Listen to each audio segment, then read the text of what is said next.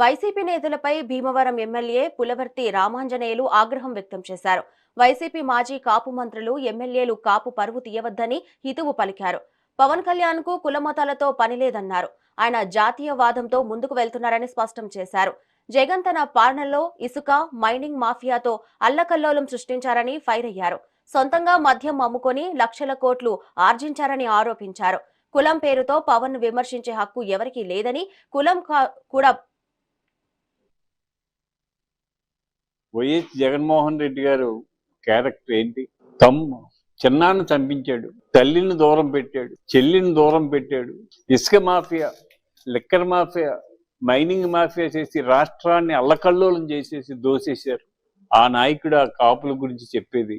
కులం ఎవరికైనా కూడి పెడద్దా? ఒక్కసారి మీరందరూ ఆలోచించండి.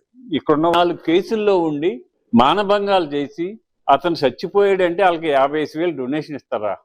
ఏం చేసాడని మీరు డొనేషన్ ఇస్తారు? కాపునా?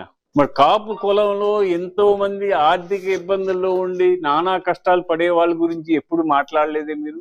విదేశ విద్యకి జగన్మోహన్ రెడ్డి గారి ప్రభుత్వం మంటలో కలిపింది. కాపులకి చేసింది ఏమీ లేదు ఆయన.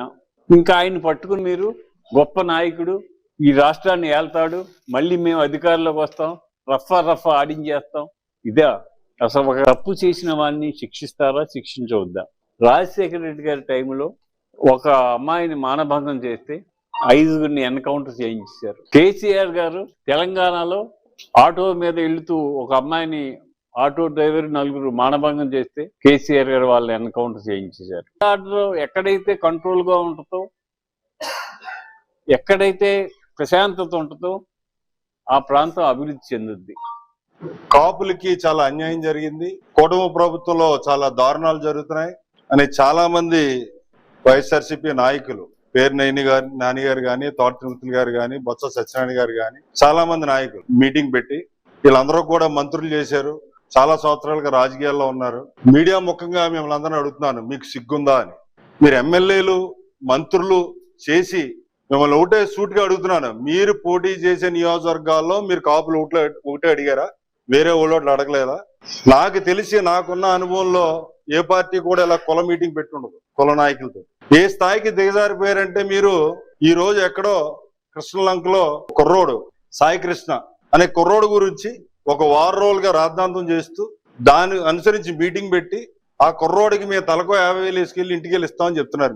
మీకు సిగ్గుందా అని అడుగుతున్నాను నేను. కులం గౌరవం పెరగాలి. 10 మందికి ఉపయోగపడితేనే రేపొద్దున మనం ప్రేమిస్తారు. మనం ప్రేమించాలి అందరినీ. నువ్వు ఎవరిని చేస్తున్నావు? ఓ 14 ఏళ్ళ అమ్మాయి మీద రేప్ చేసినోడిని నువ్వు వెనకేసుకొస్తున్నావు.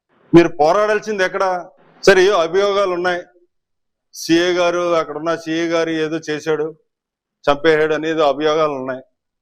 దాని మీద ప్రభుత్వం స్పందిస్తుంది, ఆయన మీద యాక్షన్ తీసుకుంటుంది. నిజమా అబద్ధమో తేలాల్సిన అవసరం ఉంది.